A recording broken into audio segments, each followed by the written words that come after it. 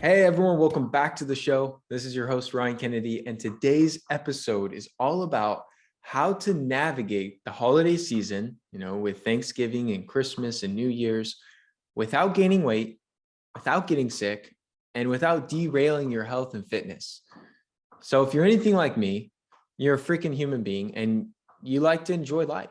So that means that you're bound to have at least a couple meals during the holiday season where you consume more calories, higher intake of not so healthy foods, perhaps drinking more alcohol than you might normally.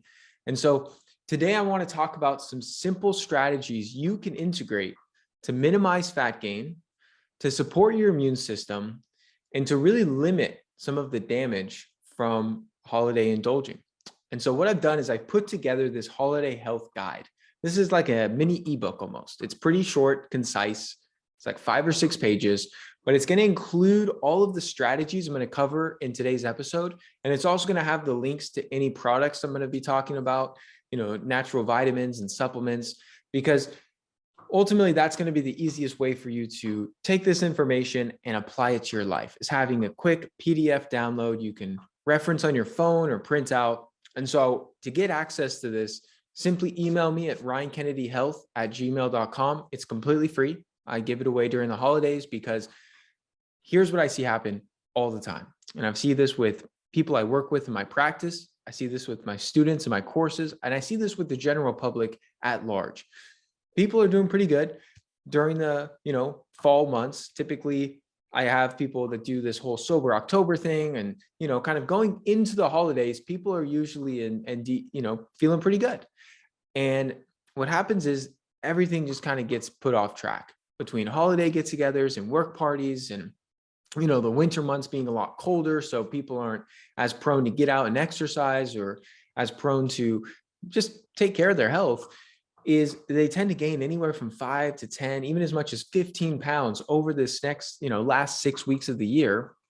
And they all chalk it up saying like, all right, I'm going to get after it on the new year. Come January 1st, I'm going to get back on track with my fitness. I'm going to start eating better. I'm going to start taking my vitamins. I'm going to start doing all these things and getting more sleep. And you know what? They spend the first 1 to 2, as much as 3 months of the following year just to get back to baseline where they were before the holidays. So they start at this deficit where they're, working this uphill battle, taking time to gain this momentum. And I see it all the time. And the reality is, I don't expect anyone to just be a freaking saint and not indulge whatsoever during the holidays. I know that's not what I do. And I think there's really a place for balance, enjoying some of these delicious foods that may not be so nourishing for your body, and cutting loose and enjoying time with family and friends, and, just embracing the holiday season. But there's a way you can do it, and simple strategies you can implement to really mitigate a lot of that weight gain, a lot of the immune suppression that occurs. A lot of people think that the flu is seasonal. Folks, the flu is not seasonal. The flu is around all year round.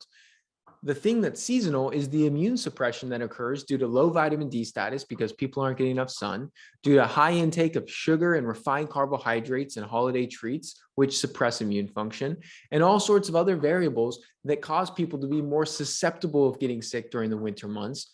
And there's no need for it if you implement some of the strategies I'm talking about today. So again, send me an email. You could also send me a message on social media if you want this PDF little miniature ebook for free, my holiday health guide. But I'm going to go through some of the top strategies here with you now. So the studies show that Americans will gain on average 6+ pounds just during the holidays. I mean, that's a pound a week. And so most people set out with this New Year's resolution to eat healthier. And like I said, they just end up spending the first 1 to 2 months losing the weight they packed on during the holidays. And since we know that only 8% of people stick with their New Year's goals, so many folks revert back to their old ways, and before they even lost the weight they gained during the holidays. So this is why I wrote this guide. This is why I'm doing this episode, is because this isn't necessarily a guide to dropping a bunch of weight. I don't really encourage that goal during the holidays. It's more realistic to maintain your current body weight, enjoy yourself during this cherished time, and support your overall health, and really put yourself in a position to excel come the new year. All right, so let's get into it.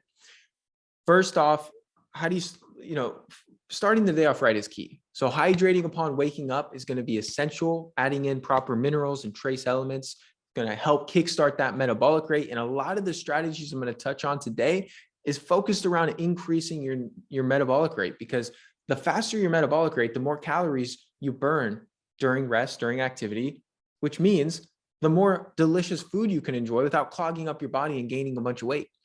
So by implementing some of these strategies, you're able to get kind of the best of both worlds. So I'm a huge proponent of focusing on metabolism rather than focusing on restriction. And by really focusing on the right things, you're going to have a better outcome and more sustainability. So hydrate, getting out in the morning sunlight. I've done a lot of episodes on this and the importance of your circadian rhythm for better sleep and optimal fat burning throughout the day.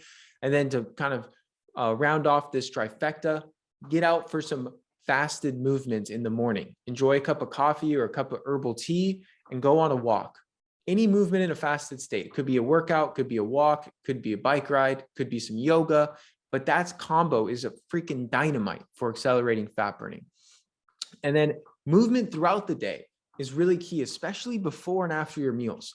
So pre-meal exercise, such as resistance training or interval training, or post-meal movement, such as walking, have both been shown to significantly improve metabolism and level out your blood sugar levels. So part of the reason we feel that post-Thanksgiving comatose, you get that slump in energy, is not because of the tryptophan in the turkey. That's a huge misconception. It's actually because you just ate this enormous volume of food and you skyrocketed your blood glucose from all the sugar and sweets and starches that you ate.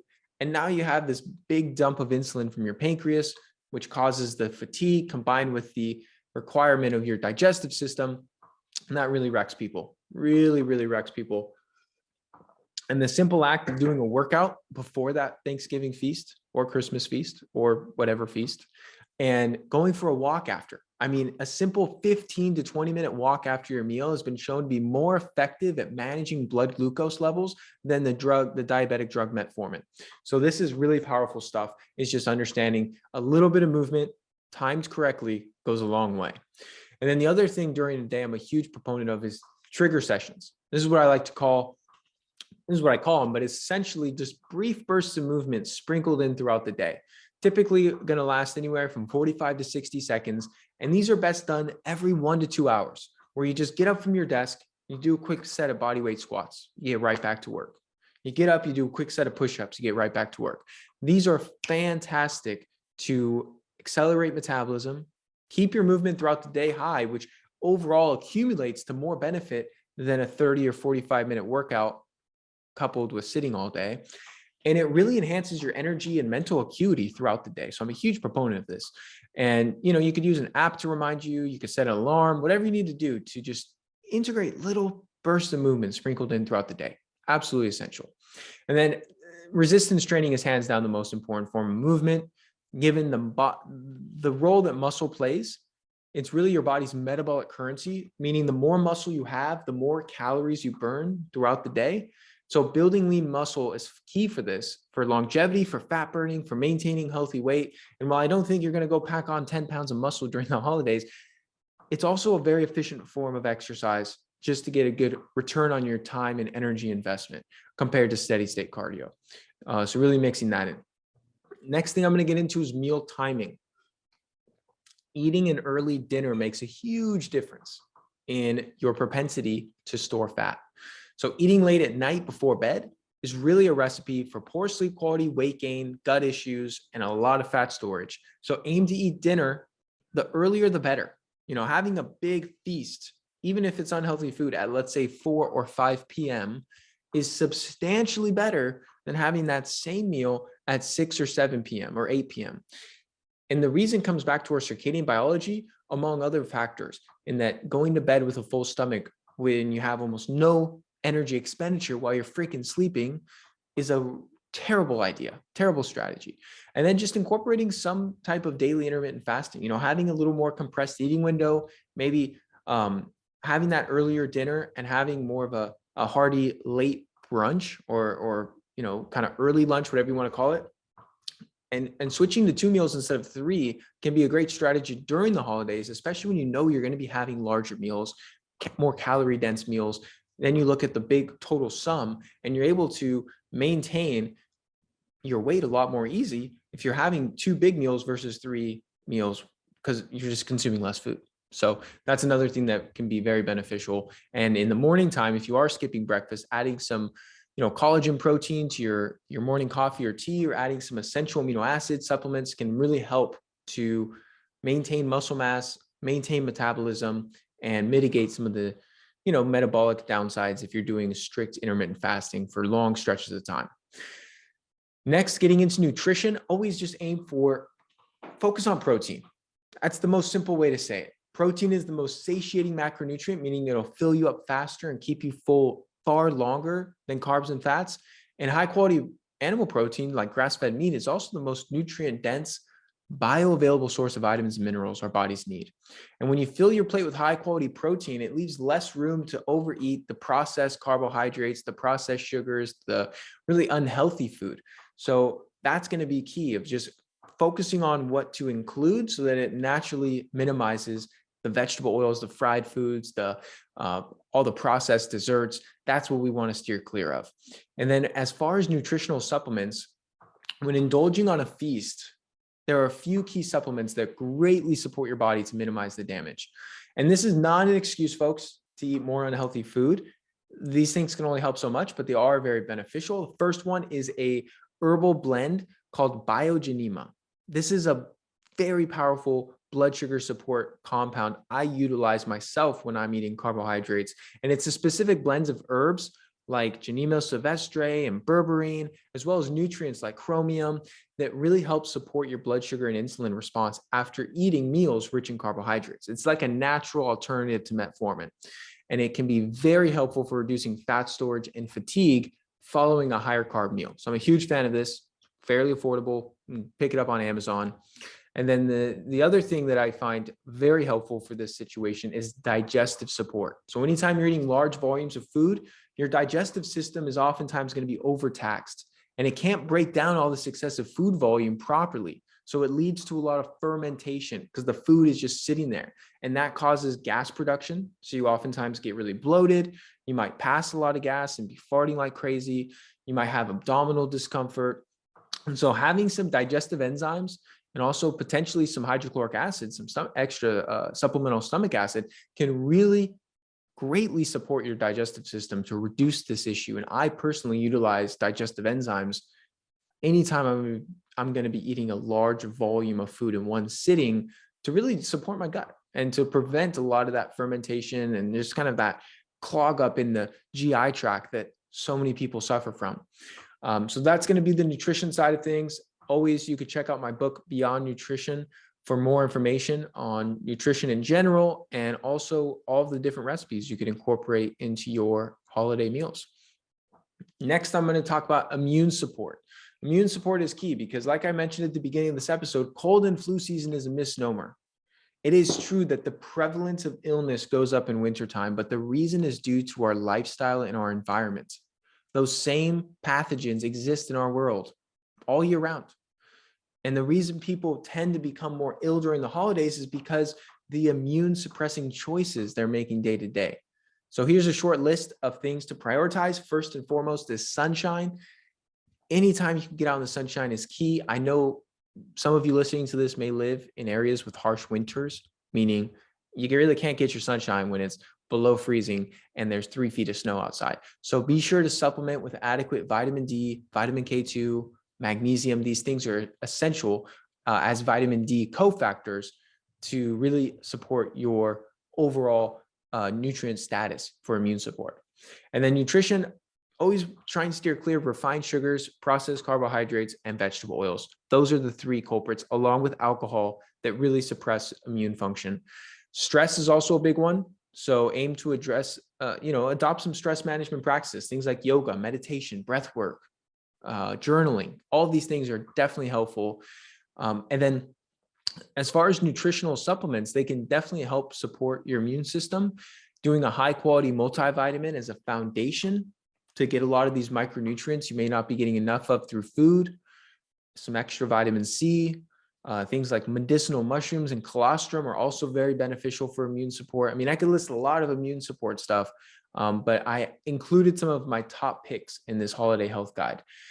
And then sleep, obviously don't underestimate sleep. High quality rest is likely the most important factor for your immune system and for your body composition. If you're skipping on sleep and binging on silly holiday movies on Netflix until 2 a.m. and not getting adequate rest, you are definitely going to gain more weight and impact your metabolic health as well.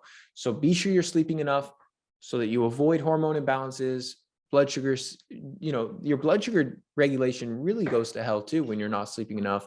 And then you're fatigued, so you get the decision fatigue, and your overall self-control and discipline is much less if you're not resting well. So prioritize at least 7 to 8 hours of sleep each night, and do your best to get to bed early, because we do get higher quality deep sleep when we're in bed before 10:30 p.m. And the last thing I'm going to end on is mindset. All behavior change really does start in the mind. So in order to successfully implement the strategies I've covered in this episode, you really need to get clear on your why. What's the deeper reason for your health journey?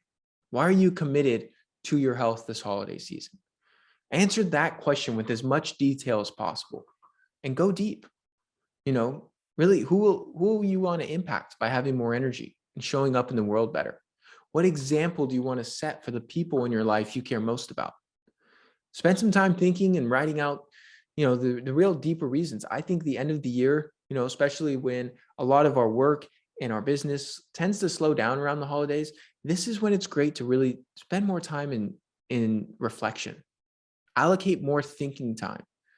And a lot of people set goals for the coming year, and I think that's a great practice and something I do myself, but also analyze what went down this past year. What are you proud of? What did you accomplish? What did you not accomplish? What are you looking to double down on in the coming year?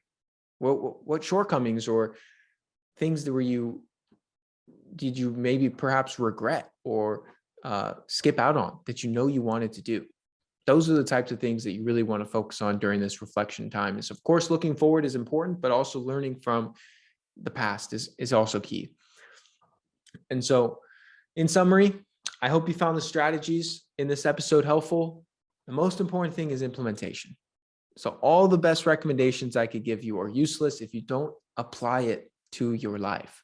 So I hope you enjoy this holiday season to the fullest, sending you many blessings. Thanks for listening in. You can find the show notes and resources at ryankennedyshow.com. I encourage you to share your biggest takeaway with me on social media. Tag me on Instagram at Ryan C. Kennedy and share the show with your friends and family. If you found this episode valuable, please leave us a 5-star review. Your feedback helps to support me on my mission to positively impact as many people as I can with this information. Join me for my next episode where I'll be interviewing leading wellness professionals to empower you in your health journey. Until next time.